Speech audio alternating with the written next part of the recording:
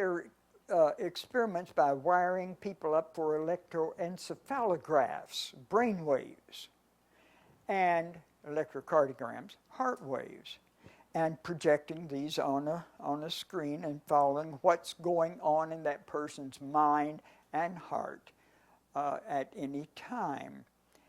And they find that the heart produces a electromagnetic power 60 times greater in amplitude than the brain.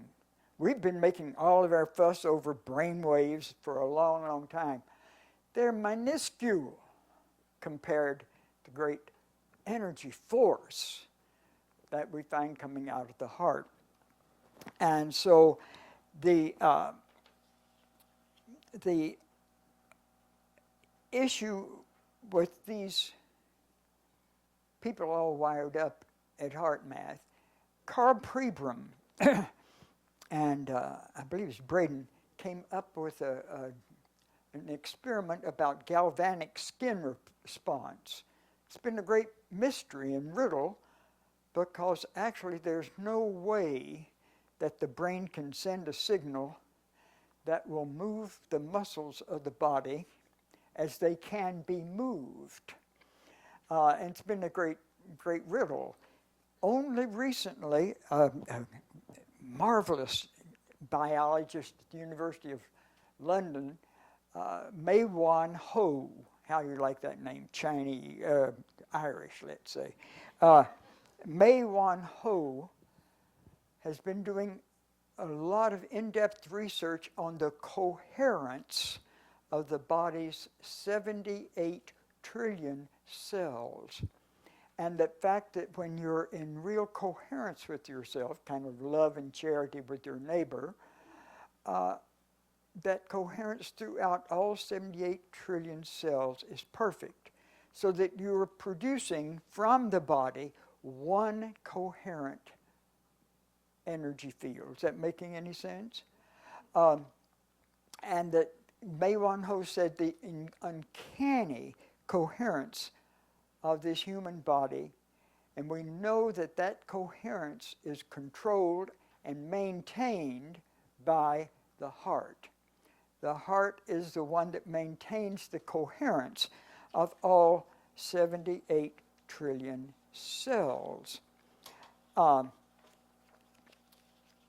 The other thing that has been found, and I'll just skip around with a few of these, that this first field which saturates the body to maintain the coherence of that body must be coherent in order for you to open to fully this second field, which is your relationships.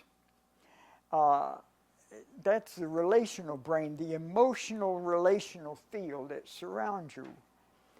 And for that to be coherent, the first field must be coherent.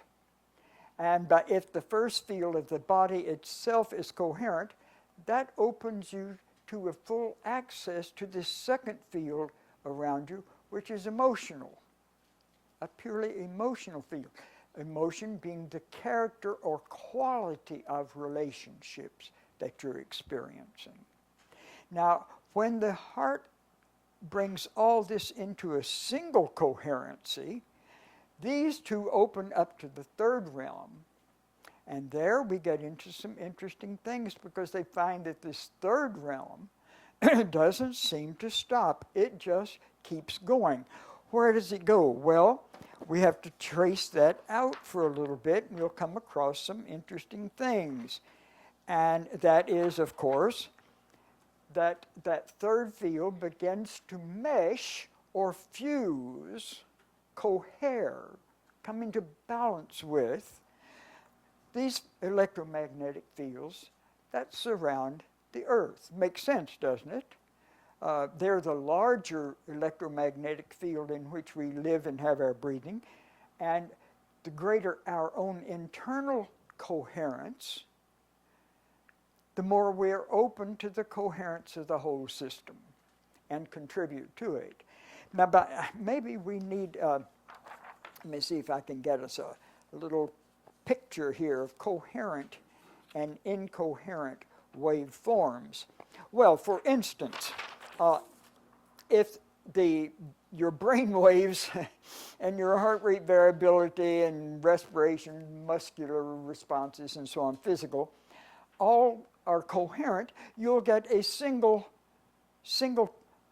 wave coherency in the whole body system itself. And at that point, everything is different. And we speak of the frequency spectrum, which is found within any single instance heartbeat.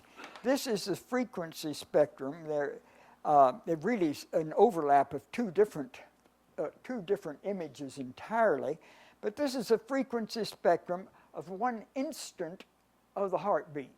This isn't a timeline starting here and ending up here. And these spikes going up show the amplitude, that this single instant pulsation of the heart has all sorts of different amplitudes. And as you learned in high school physics, probably I didn't, but some people did, that the slower the frequency, the higher the amplitude. The faster the frequency, the lower the amplitude. And so this covers the frequencies from 0 all the way up to 40-something hertz. Hertz being the H-E-R-T-Z, the frequency level at which this single field is operating. And out of it come all of these different levels of amplitude. Now, what about any single level of amplitude right here is really the equivalent of a different station on your radio.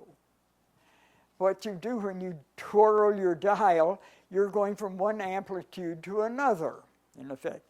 This station broadcasts at so many amplitudes, this one at so much other, and your dial can pick up, and you find that each of those amplitudes carries what? A huge amount of information. So that the sum total of it is incalculable, because any one of them could carry all the information practically you needed to go on. Let's get back for a minute to thinking about Carl Pribram, again, that brilliant neuroscientist.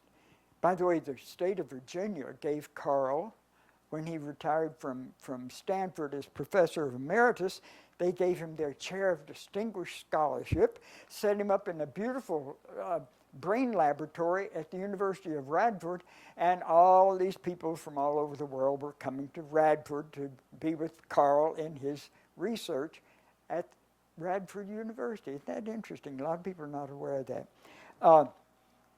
I've forgotten what that was all about. Oh, yeah, Carl had proposed back in the 1970s that the brain gets all of its information on which it acts to put together our experience of the world out there from this body within here, that the brain gets this information from a frequency realm which is not in time-space.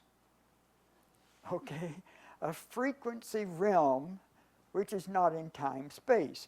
Now, when HeartMath turns out pictures like this and say, well, if we look at the frequency spectrum of a single instant heartbeat, and we find that this frequency realm has all these different modulations in it, all these different frequencies, we're looking at the source from which the brain gets all of its information to put together our experience of body in the body of the world. Another great neuroscientist was Paul MacLean. He and Carl Pribram didn't get along well. Professional jealousy, I think.